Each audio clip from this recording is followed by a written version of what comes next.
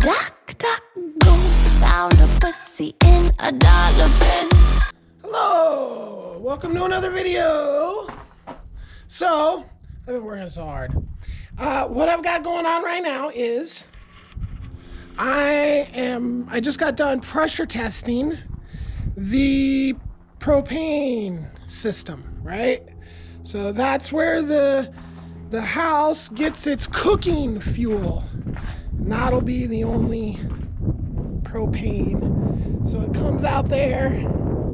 I got it deadheaded there because I have hopes and dreams of putting a grill out here eventually. So the plans have kind of changed a little bit. Instead of building a door here and building a door here, I'm just gonna build a wall here. Out here, I'm going to pour another pad. So out here will be probably about here. So this will be kind of like my living room, but it'll also have a propane grill, a smoker that can double as a wood stove, and maybe a pizza oven. I might build just like a custom thing, like all that stuff in one. So yeah, here's my little wonky board. It rained on and then it warped. That wasn't like that yesterday. It was just a board that went like that. So I gotta fix that. But you know, this is, you know, it's there, and I'm waiting for some dough to come in to pour it. Then it's pretty much back-to-back pours. I'm gonna, as soon as this pours done, so I've got all this done here. This is all right. I've got so little work left to do. I've got to do some bracing from these down, just a little extra bracing. These scree boards, I have to locate them and put them in. So when we pour this, we'll pour it here, scree to that level, pull those boards, and then scree off the one side on one side, scree off the other side on the other side, and scree off the end on the other side. So just one area I pretty much need to get right. This is where the tanks are going. So that's a more best, to get it perfectly level is ideal for right here. Having this area level, because the tanks are gonna be full of water and connected. So if they're all level, that's gonna make it easier to, and level and square and straight and all that, you know, it's all relative here. You know, I use recycle material, and as you can see, my lines are a little wonky, but it's not a big deal because this is actually interior.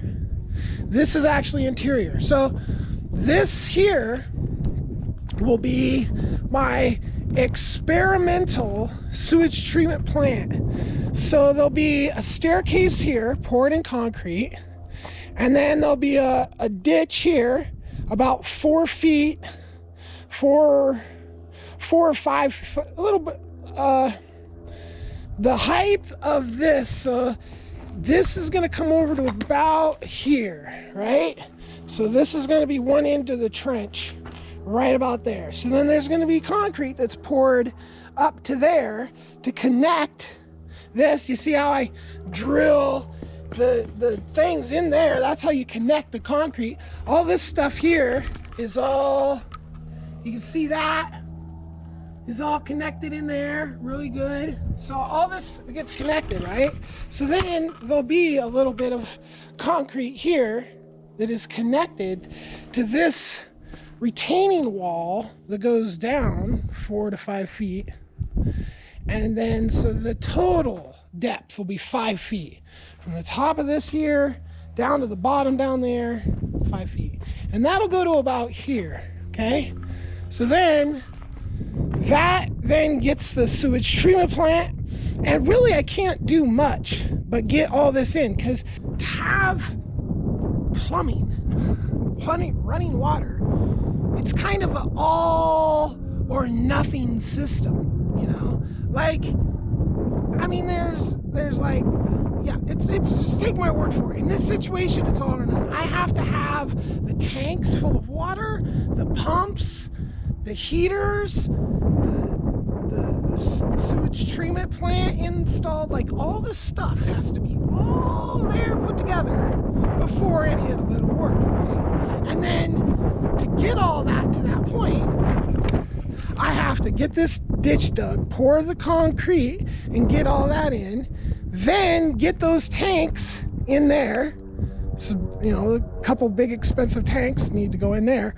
Once that's done, I can button up this whole side here, start to build the roof and all that. And then, so there's that all there, right? And then I've got this whole thing going on as well. And then this gets built out like a lean-to, right? A lean-to, I don't know if that's the right term.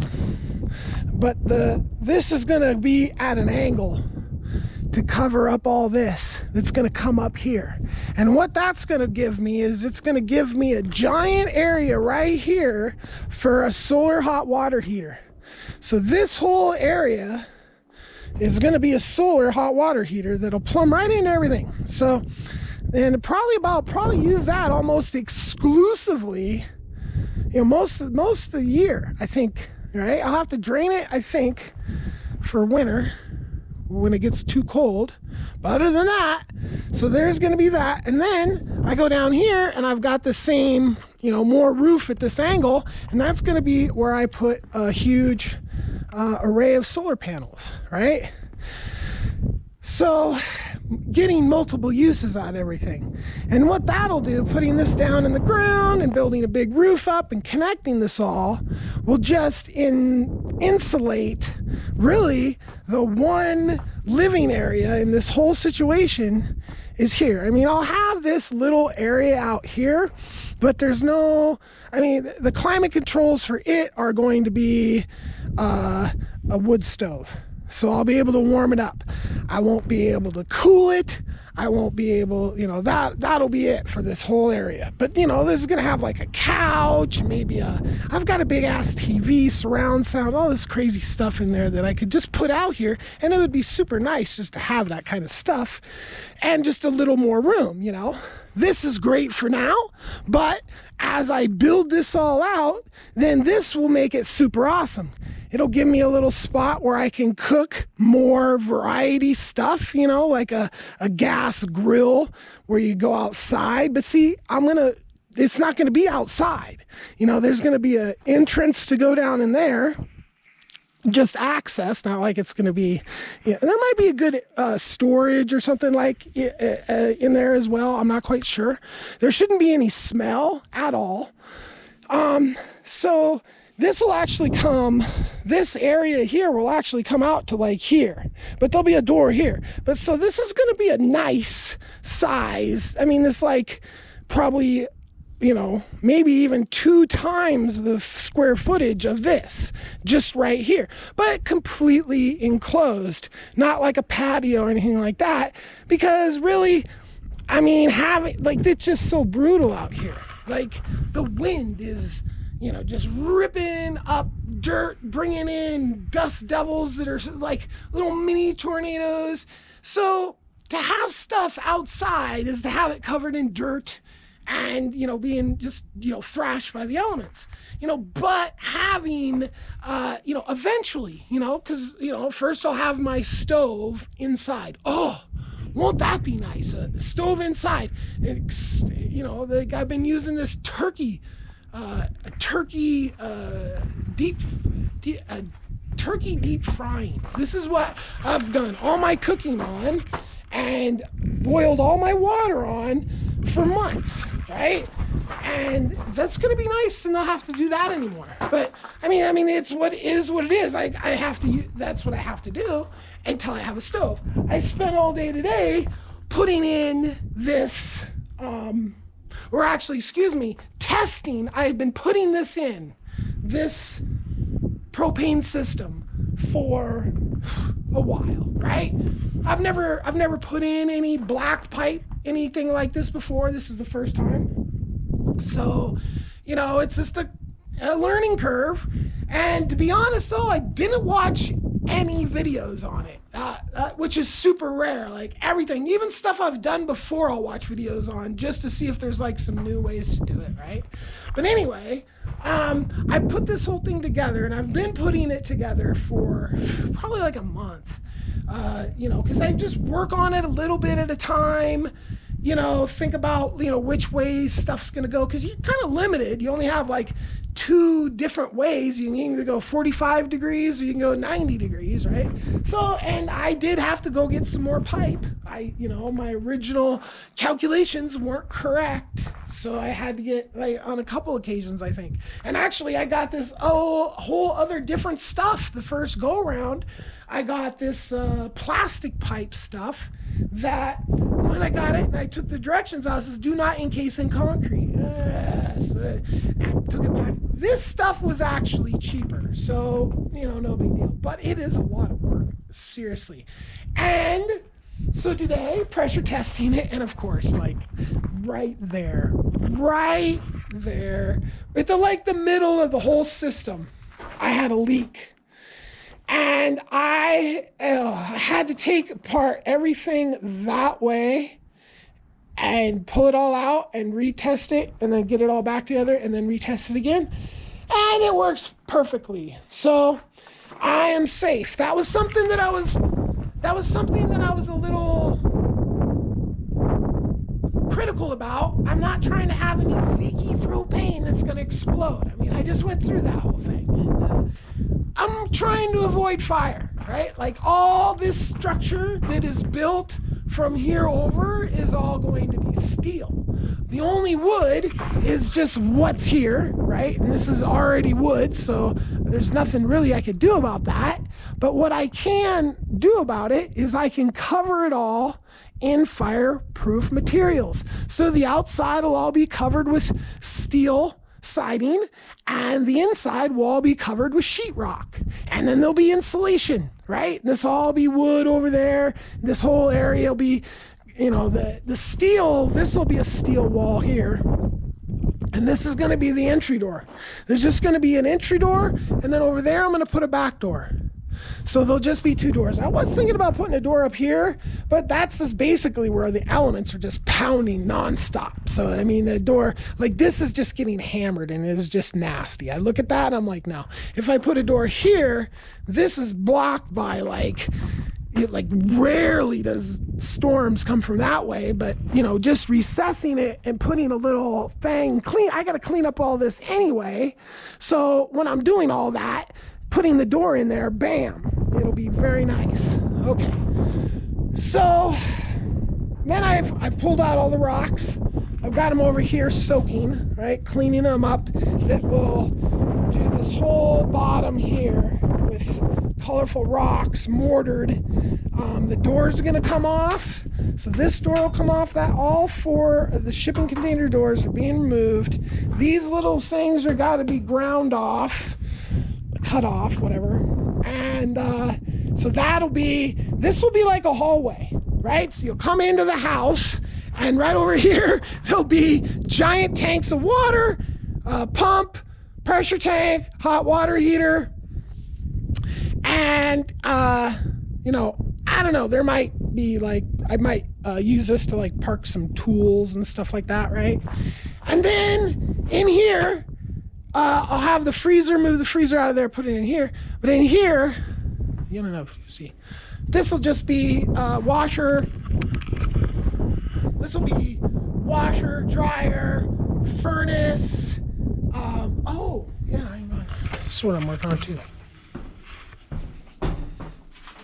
I can actually get in here now. But this is the diesel farm. I'm gonna go video just about this thing. So this is a diesel air and hot water heater, right? So this is the mount that I'm building currently. I actually had to get more parts to put that in there, and then it mounts up in there, back behind there, and then the hot water comes out here, the hot air comes out here, and then the return comes in here. I still need more parts. My build is a custom build. These things are built for like mainly they're built for like semi-truck applications. So it's definitely a custom build. But diesel fuel heat is so much more stable than propane heat. So that is gonna be that. So then, yeah, I've got the washer, the dryer, and I think I might put like a utility sink over there. Yeah, so it's really beneficial working off grid to have more than one project going on at the same time. And that is because as you're progressing through projects, or I should say, as I progress through projects, I tend to run into, oh, I need this. Oh, I need that, right? And, you know, if I can make it work, I'll make it work, but I'm not into half-assing shit, okay? So I do things, you know, quality, the right way. That way I don't have to worry about them. So as I'm working through these projects, I you know, oh, I need this or I need that. Making a list. Well, I get to the point where I can't do anything else on that whole project. And when I'm going to drive for, you know, 2 hours round trip to go get something, I'm just going to move on to another project, right? And I'll have 4 or 5 projects going on, and, you know, I'll stack up parts list, stack up parts list, stack up parts list, and I start to see projects coming down the road, right? And I'll start to buy